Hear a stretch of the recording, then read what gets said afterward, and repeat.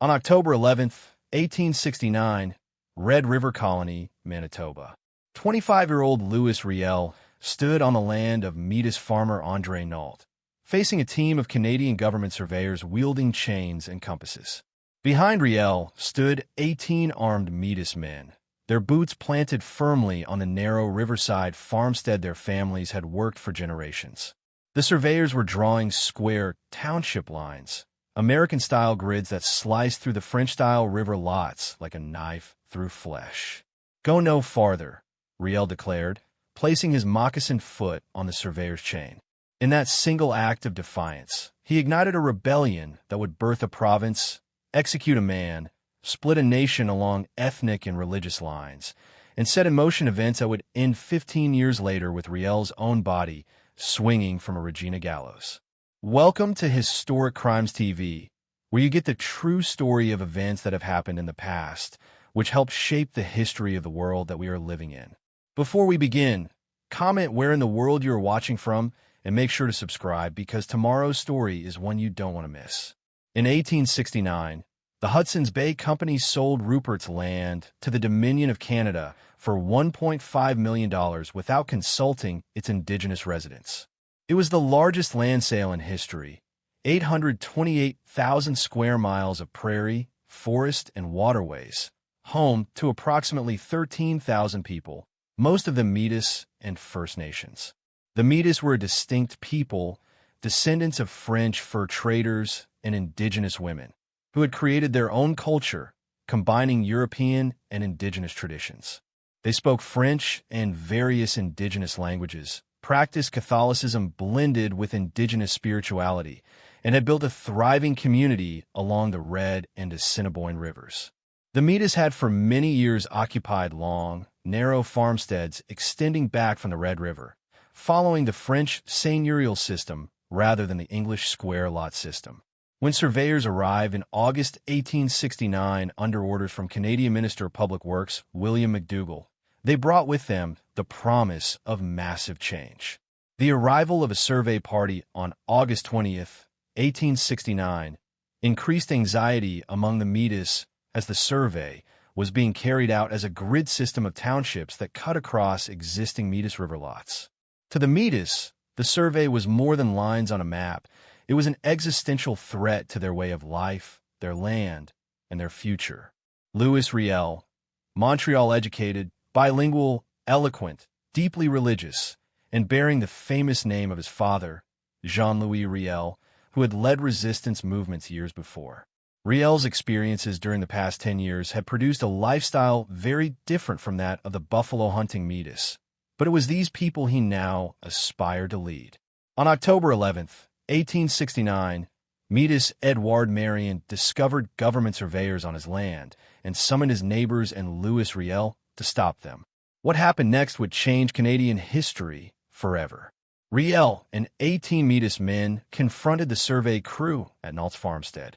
Standing on the surveyor's chain, Riel delivered his ultimatum. The surveyors retreated. The first blow of the Red River Rebellion had been struck.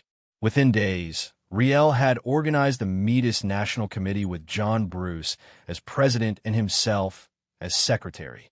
On November 2nd, 1869, when William McDougall was appointed by Prime Minister John Macdonald as lieutenant governor tried to enter Rupert's land, Riel and the Métis stopped McDougall at the U.S. border and prevented him from entering the territory. Then came the master stroke. On December 8th, 1869, the Métis formed a provisional government and Louis Riel issued the Declaration of the People of Rupert's Land in the Northwest. The young scholar had transformed a protest into a political movement. By December 27th, when John Bruce resigned, Riel was elected president of the provisional government. From his headquarters at Upper Fort Garry, the massive stone fort at the confluence of the Red and Assiniboine rivers, Riel now governed what was effectively an independent state. He had seized control without firing a shot, through sheer force of will, organization, and political acumen. From January 25th to February 10th, 1870, the Convention of 40 was held with 20 English Métis and 20 French Métis delegates to determine the region's political future. Despite the ethnic and linguistic divisions, Riel managed to unite both groups around common goals. They drafted the Second List of Rights, which formed the basis of the Manitoba Act of 1870. The demands included the establishment of a province, not a mere territory, provincial control of public lands, the use of both English and French in the legislature and courts, protection of Catholic schools, and land grants for Métis families. Prime Minister MacDonald, watching from Ottawa, faced a dilemma. He needed to establish Canadian control over the West before American expansionists moved in, but he also needed to avoid a bloody war. Despite his personal disdain for the Métis, MacDonald chose negotiation.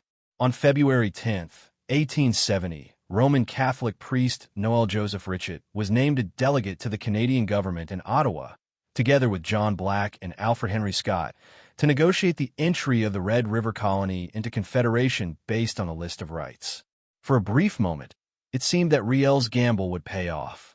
He had forced the most powerful government in North America to the negotiating table. But not everyone in Red River supported Riel.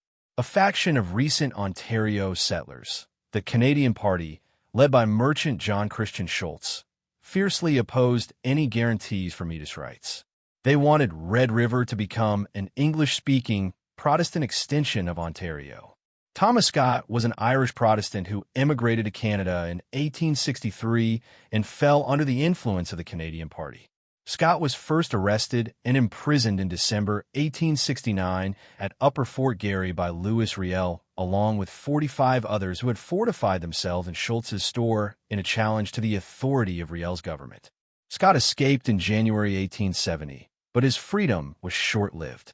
In February, when armed volunteers gathered at Portage La Prairie planning to attack Fort Garry and free the remaining prisoners, Riel released most captives to defuse the situation. But Scott and several others made the fatal mistake of passing too close to the fort on their way back. They were recaptured. Scott was an Orangeman and very anti-Catholic. He repeatedly taunted his captors and threatened to kill Riel. His behavior in captivity was, by all accounts, insufferable. He cursed the half-breeds, abused the guards, and made clear his contempt for everything the Métis represented. Riel brought Scott before a court-martial headed by military commander Ambrose Lapine, which promptly sentenced him to death on charges of defying the authority of the provisional government, fighting with guards, and slandering the name of Louis Riel. Despite pleas from local religious and business leaders for clemency, Riel refused to intervene. On March 4, 1870, Thomas Scott was marched out of Fort Garry's East Gate. Scott was executed on the wall by a Métis firing squad, some of whose members reportedly were intoxicated, and they botched the job, forcing someone to pull out a revolver and put Thomas out of his misery. Then, in a final insult, Riel refused to hand over the body for proper burial. The decision would haunt Riel for the rest of his life. Richard Cartwright, one-time Liberal finance minister, estimated that the volley that killed Scott cost Canada more than $100 million, which would be over $2.5 billion today. Far worse was the political cost. The execution split Canada in half along ethnic and religious lines. Toronto Orangemen passed a resolution declaring, whereas Brother Thomas Scott, a member of our order, was cruelly murdered by the enemies of our Queen, country, and religion. Therefore be it resolved that we call upon the government to avenge his death, pledging ourselves to assist in rescuing Red River territory from those who have turned it over to popery. Ontario demanded blood. Quebec rallied behind Riel. Despite the Scott execution, negotiations in Ottawa continued. On May 12, 1870, a new, postage stamp-sized province called Manitoba was created by the Manitoba Act, its territory severely limited in contrast to the vast Northwest. The provisional government approved the Manitoba Act on June 24th, and it came into effect on July 15th, 1870. The uprising had ostensibly won its major objectives, a distinct province with land and cultural rights guaranteed. Riel had succeeded. Or had he? The Canadian government had agreed to most of the Métis demands, but with one critical exception. There would be no amnesty for the leaders of the provisional government. And Prime Minister MacDonald had authorized something else, a military expedition. The Wolseley expedition was a military force authorized by Prime Minister John A. Macdonald to confront Louis Riel and the Métis in 1870, led by British Army officer Colonel Garnet Wolseley. Officially described as an errand of peace to oversee the transfer of power, everyone knew its real purpose. The expedition comprised 700 militia, the 1st Ontario Rifles and the 2nd Quebec Rifles, and about 400 British troops, along with 400 voyageurs, including 100 Haudenosaunee, to help transport the soldiers. The militia of Ontario was reported to have been keen on marching on the Red River colony due to the death of Thomas Scott, who hailed from the province. The journey was epic in its difficulty. Members of the small American community at Red River assured Washington that the expedition stood little chance of success. The troops traveled by train to Collingwood on Lake Huron, then by steamer across Lake Superior to Thunder Bay, then 50 miles overland to Lake Shabandowan. From there, they took to boats and portaged through hundreds of miles of Canadian Shield wilderness, swamps, rapids, mosquito-infested forests, and endless lakes. The expedition is considered by military historians to have been among the most arduous in history. Over 1,000 men had to transport all their provisions and weaponry, including cannon, over hundreds of miles of wilderness, constructing corduroy roads at numerous portages. For 3 months, Riel waited at Fort Garry, receiving regular intelligence reports of the expedition's slow progress. He knew they were coming. He knew many wanted him dead. On August 24, 1870, Wolseley's forces finally arrived at Upper Fort Garry in a downpour. Knowing that he would be arrested and charged with criminal acts, and believing that members of the Canadian militia in the expedition meant to lynch him, Riel and his followers fled hurriedly when the troops arrived unexpectedly at Fort Garry during pouring rain. Wolseley formed up his troops and immediately began his advance on Upper Fort Garry. According to first-hand accounts of the troops marching on the fort, the southern gates stood thrown open, and the fort was abandoned. The Union Jack was raised. Canada had taken control.